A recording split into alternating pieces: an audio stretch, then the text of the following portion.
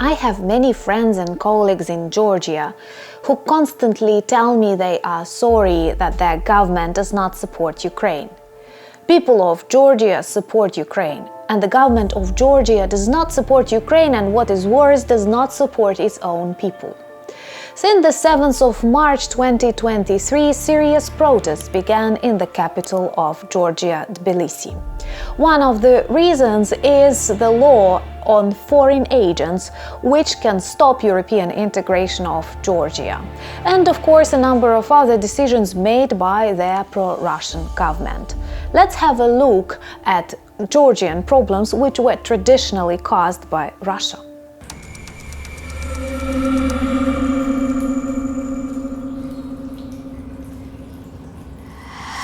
In 1921, Georgia, as many other countries, were invaded by Soviet Union. Redefining its cultural identity and borders, a Soviet monster tried to encode different conflicts, because sometimes they might be needed. And that needed situation came after the collapse of Soviet Union.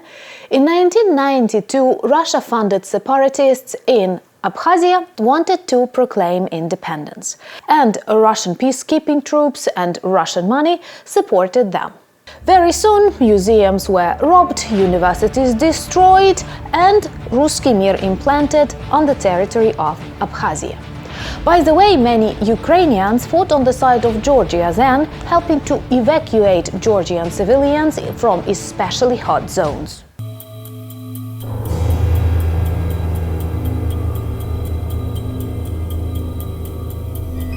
Time flies quickly, and Georgia decided to develop in European direction. In 2003, they had their Revolution of Roses, which, supported by people, demonstrated that Georgians want to be a part of the European Union in future and the part of NATO.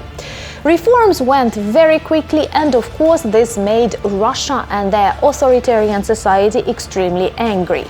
That's why on the 1st of August 2008, Russia funded separatists of South Ossetia, which very much remind Russia-funded DNR and LNR in Ukraine.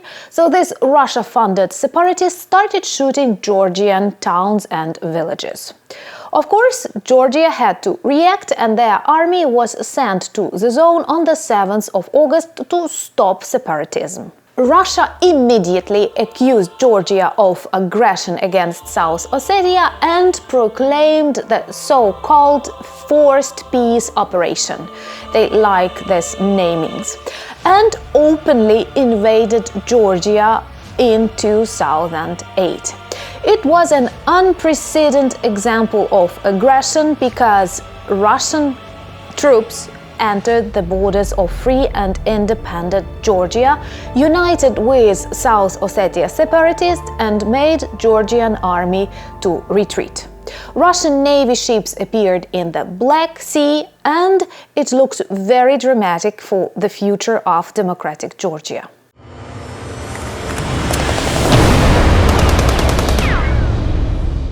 Russian troops were moving really quickly on the territory of Georgia, and the world observed. It was a very sad picture, and quickly many Georgian territories, including cities of Gori, Senaki, Poti, were occupied by Russians, and one of the most important bridges connecting the east and west of Georgia and vital for Armenia, a neighboring country, was also blown up.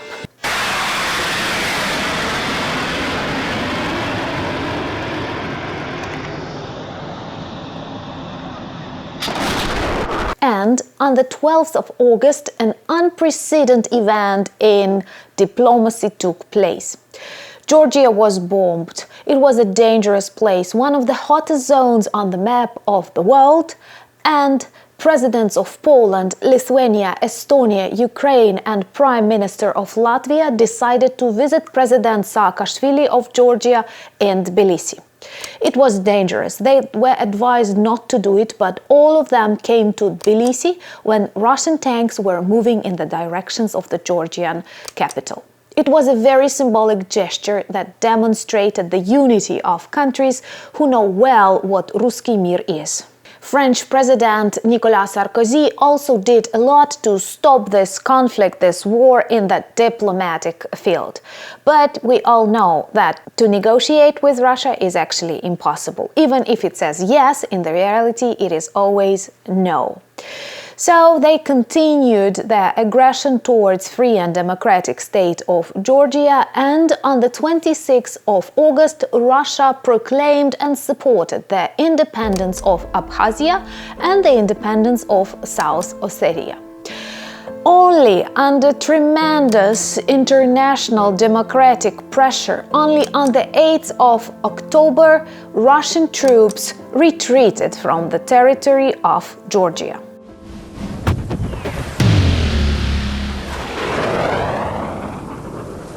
And what do we have in the end? 5 days of active war, weeks of active military actions, 150,000 refugees that had to leave their homes in Georgia, 800 wounded, 600 killed civilians, destroyed regions, and an unprecedented act of violence from the side of Russian Federation. That was a very vivid signal how dangerous Russia is. Georgia decided to sue Russia in the court in The Hague. And as a result, on the 15th of October 2008, the verdict was totally absurd. Both sides are guilty. It is an example of how decision can be influenced by the strength and size of the country. Because as then President of France Nicolas Sarkozy said, why Russia is to decide the borders of Georgia. This is the lesson we did not learn. I mean Ukraine and the rest of the world. Because back in 2008 it was already obvious how dangerous Russia is. Of course, this was a very dangerous precedent of open violent behavior of Russia. But another more serious problem was caused by this short war. Russian military infrastructure and military people stayed on the temporarily occupied territories of Georgia, and Russian money was spent on funding pro-Russian movements inside the country. And it all reached its peak in 2012 when the Prime Minister of Georgia was elected Ivanishvili. Bidzino Ivanishvili, also known as Boris Grigorievich in Russia, was an oligarch and is an oligarch. And I can honestly tell you, your country is in trouble when your president is an oligarch. It is one of the most definite and deadly symptoms. And it also often demonstrates the connection of your oligarch president to Russia, because that is Russian tradition. So this Boris Grigorievich Ivanishvili ranks 153 in the global Forbes rating and of course had huge connection with Russian government. Slowly he starts turning Georgia from its European reform trace to traditional pro-Russian attitudes. The problem is that people were tired of reforms, and this is always a difficult problem, and they were manipulating through media. I don't know if you follow attentively the news on the former Georgian president Mikhail Saakashvili. I cannot tell you that I'm a huge fan of him, but definitely he did not kill anyone and he does not deserve the treatment he gets right now. He is imprisoned in Georgia and he was 120 kilos, now he is 64. He claims he was poisoned and he loses his weight at tremendous speed, which can lead to his death. People say this is a personal vendetta of Ivanishvili, who is still very influential in Georgian government, towards the pro-European president Saakashvili.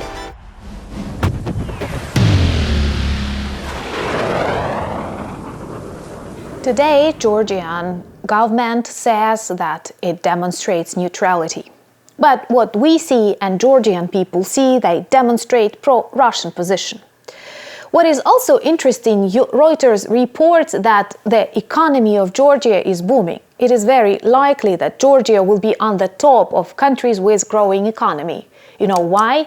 Because of 100,000 Russians who escaped mobilization and came together with billions of dollars to Georgia. Of course, this is a very dangerous tendency. 6,400 Russian companies are now registered in Georgia, and they tremendously change the mood and the attitudes inside the country. Many of them start speaking that they are suppressed by Georgians and may invite Russian troops to liberate them inside a foreign country. The problem is also that we do not call these Russians who escape Russian mobilization refugees. They could have been called political refugees or something, as they don't hide the reason of their movement, their change of location to Georgia. They say we escape mobilization, but often they only escape mobilization, not war in Ukraine, because they support the idea of war, they just don't want to fight on it.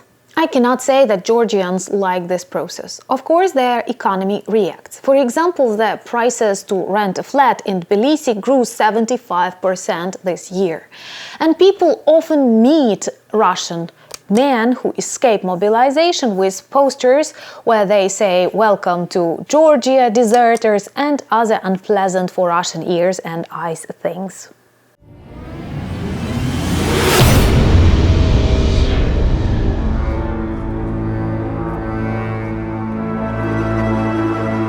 Georgian Prime Minister Irakli Garibashvili is very persistent in his pro-Russian and anti-Ukrainian attitudes. Together with the party Georgian Dream, he tries to implement laws from Russian sphere of influence. On the 7th of March, hundreds and thousands of Georgian people went on streets to protest, together with Georgian, Ukrainian and EU flags. They protest against a very dangerous law which was actually copied from Russia. That is a law on foreign agents.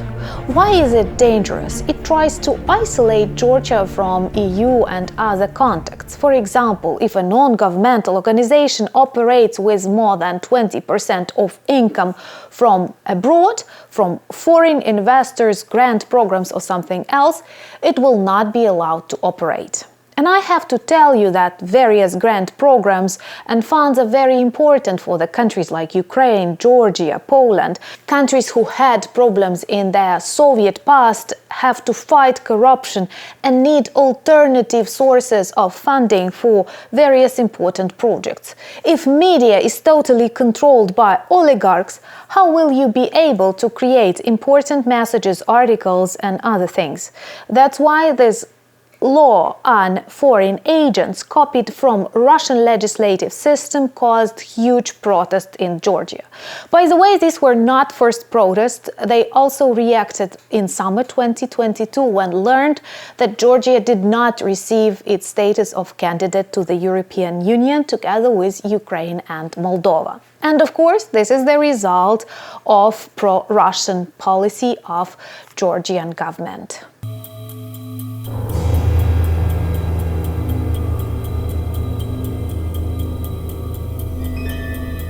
Russian war in Georgia in 2008 was a lesson that all of us did not learn.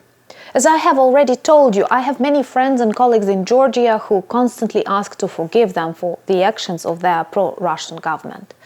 In Ukraine, we very well know that we don't have to equate people to their governments.